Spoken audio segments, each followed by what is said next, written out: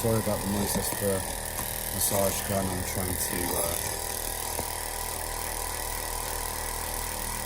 trying not to complain about the pain.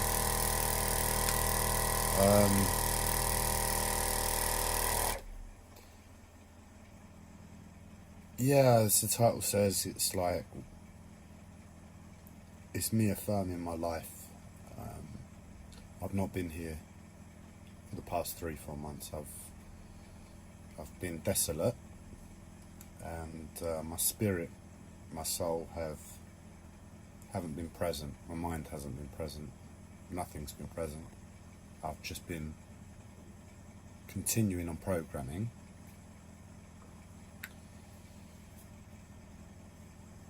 And as the title says now, it's like I'm realizing where I am from the past year. You know that this mouth doesn't stop. It just speaks. And what comes out is an honest perception of reality, life, this world. Through these eyeballs, with the memory of my past and an understanding in accordance to all of that, to the outside. And I haven't been afraid. That's not accurate. I've been afraid, but I haven't stopped in speaking what I feel, so to speak.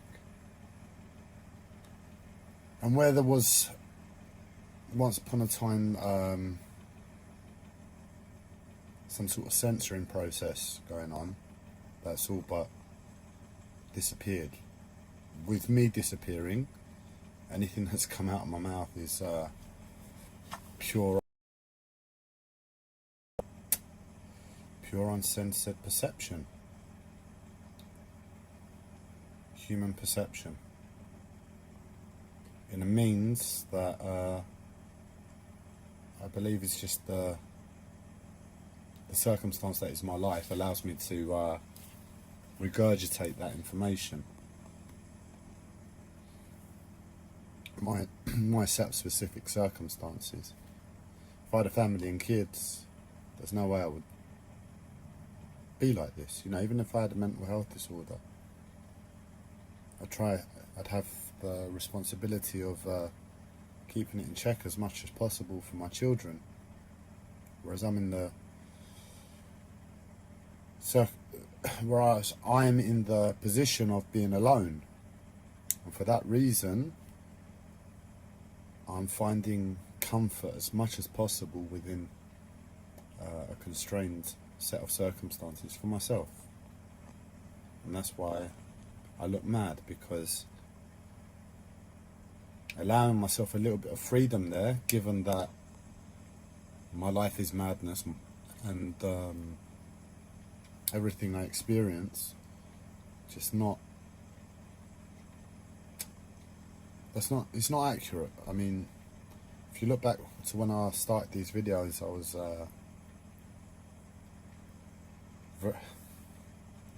I've tried my best all along, that's what I'm trying to say, and to put across a message that I'm happy with, and I appreciate over time I've become more and more open in the way I express. I don't often wear a top, you know, that's never been my mentality to be. I've always been a bit of a show off, but it's always been through my own introvertedness.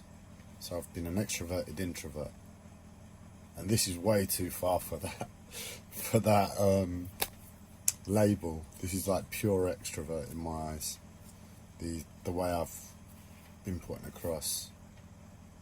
But But each time I come back to these videos, it's like they serve a purpose. And what am I really burning is my ego. And because it's been in small incremental steps with logic and reason each time,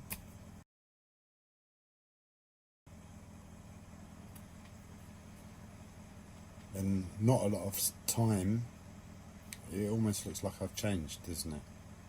No one could believe the person that I was a year and a half ago. That's not the point. The point is, I've spoken what's on my mind, what's in my life, what my eyes are seeing, you know?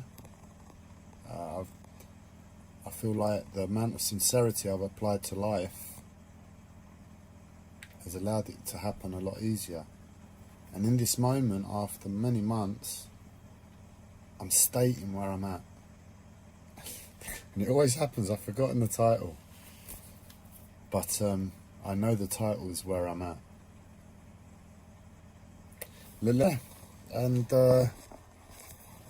it really is healing to state it. I'm done for. I mean, my life was hard enough as it was. Like really, really difficult. And I got up and I fought every day. And I'm still experiencing the positive and the negative benefits of the recent medication that I've been on.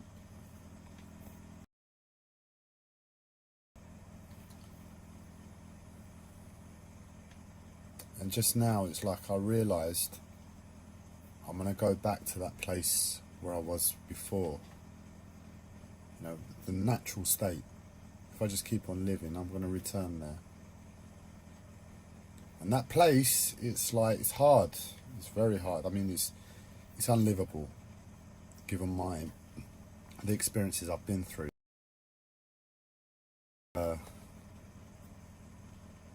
like I keep getting PTSD symptoms, and they're very difficult to deal with because with war, you can imagine a veteran from war, that's it, they don't have to go back to war. What I'm experiencing is a case of, no, it's my future, it's been my past. And I've got a weird place where I am right now of woo-woo-ness and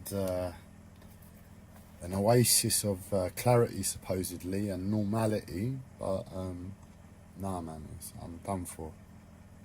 What I just experienced, it clicked in my head that it's hard enough to deal with now, summertime, because PTSD is very much, well, my experience is very much like helped by sunlight.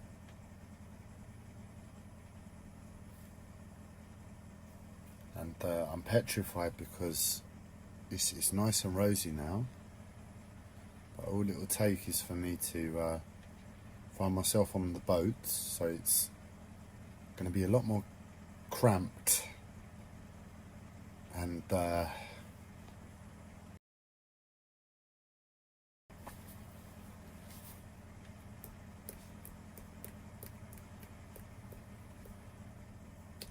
I'm petrified of when the dark comes.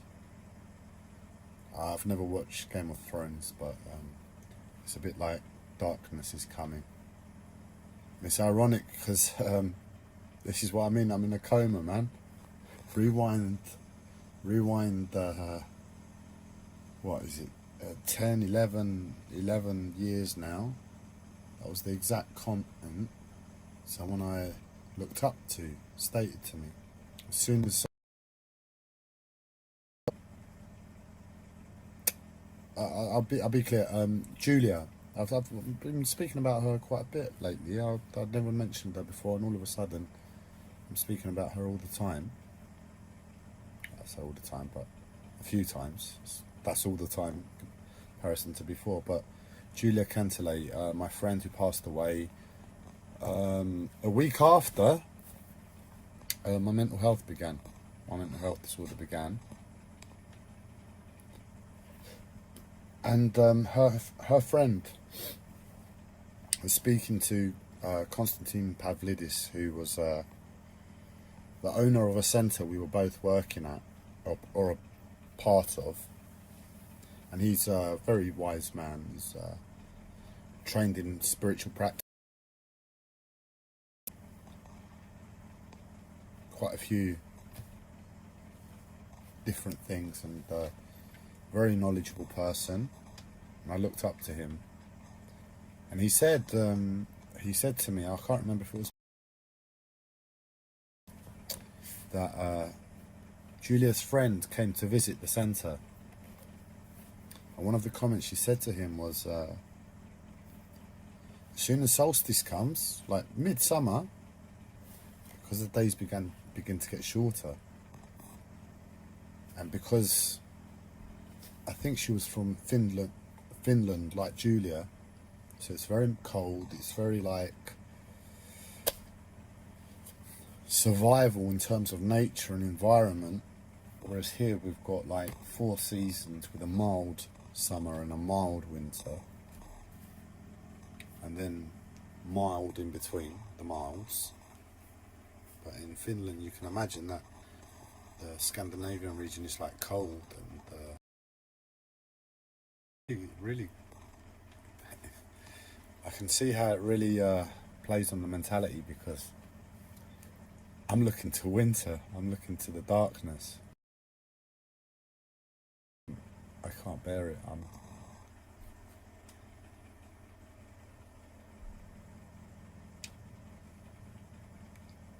And that's what I'm saying. It's I'm done for, in honesty.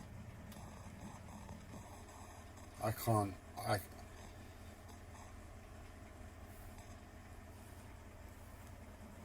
need hope. As a person, I need hope. I need to know that I have a chance of winning and not constantly losing.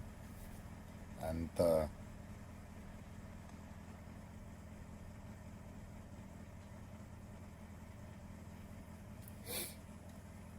I constantly look for hope.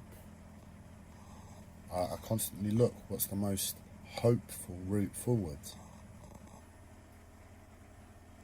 For the longest time, I lost hope. I've lost hope. And not only have I lost it, but it seems to be with each passing day. And I'm sorry this is so depressing, but I'm going to allow the videos to serve the purpose of what they are. And I appreciate I might not get any views, but they're there. Someone might watch 2 minutes. And for the longest time I've not had hope, and for the longest time where I've not had hope, things have still been getting more difficult.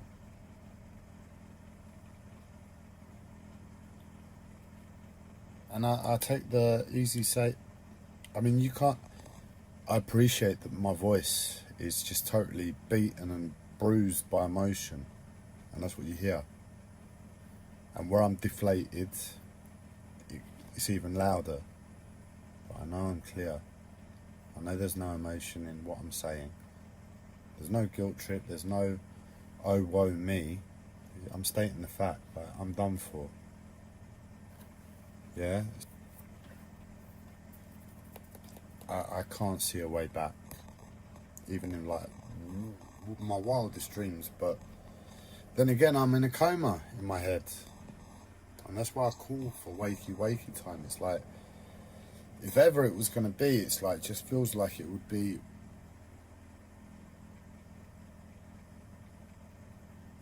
like now, like soon, because how much am I going to get? How much is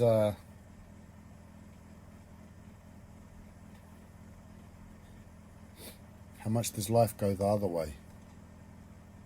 You know? I don't know why, but I know I've been challenged in my life. It's like, well, I'm thinking like when I was a kid, when I was a teenager, and I was being bullied at school. I didn't really have friends, and I was alone, and I was depressed. I had issues with my weight. I just wanted a girlfriend, and that was my mentality. So I had all of these things going on for me as a teenager, but I don't know if it was the childhood mentality of not having problems, not having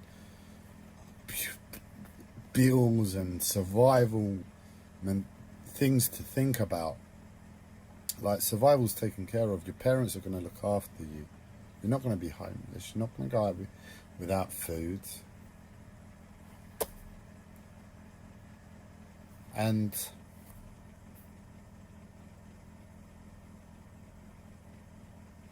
with a child, they live, well, at least this is how I grew up. I lived for each day. There very rarely that I can remember would I wake up and I'd be like, I feel happy. But yesterday was miserable, and so it has the past 2 weeks, Actually, let's continue being miserable, because that's what makes sense to life. In terms of reality, no, man, the child doesn't think about that. The child's like, I feel happy today. Let's be happy. And then he might run into his sister, who starts yelling at him, and they have an argument, or his mum tells him off, and then the day falls apart. But if a child wakes up and the emotion is happiness, why are they going to fucking deny it, man? And, I've grown up. I've learnt from teachers who say, look at reality. And not only do they say it, but it's proven helpful in keeping me sane during my mental health. So I'm in a place where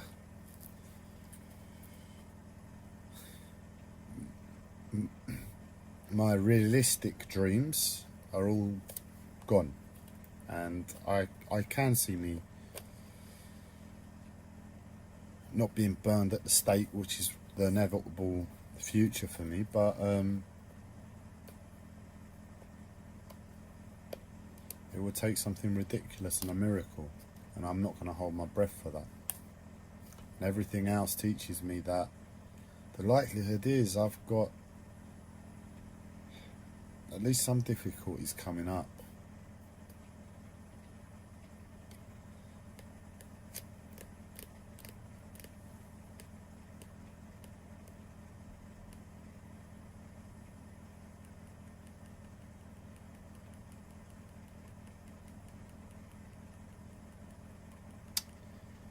Yeah, I'm done for. And it almost feels like, when I was writing the title, it almost feels like I want to ask you all of something, because I'm done for, my life might as well be given away. It might as well be put to use,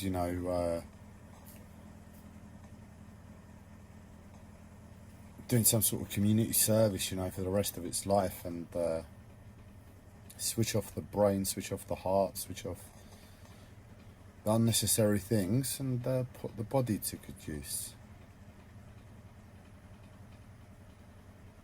But where I'm done for, and my life is really like, that's it sort of thing, it just makes sense in the moment to put a request forward, like, keep fighting the good fight, or some bollocks like that, something that really is appropriate to my circumstance, to live in hope. At the back of my mind, if I've asked them to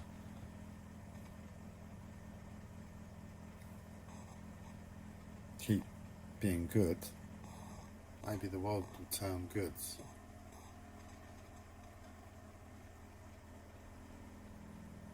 And maybe my suffering, my circumstance will ease, and maybe I can come back.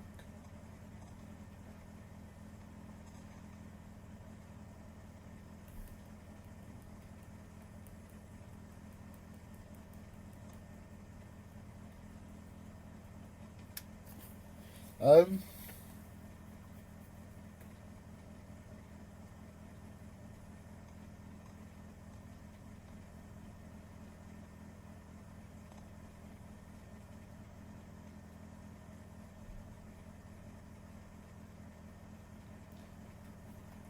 yeah, man.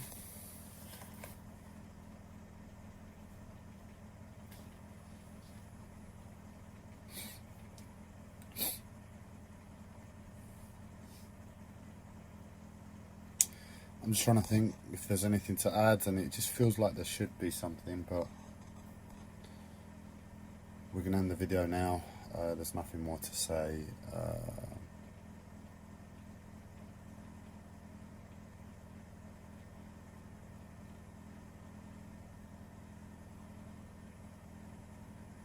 Yeah, maybe just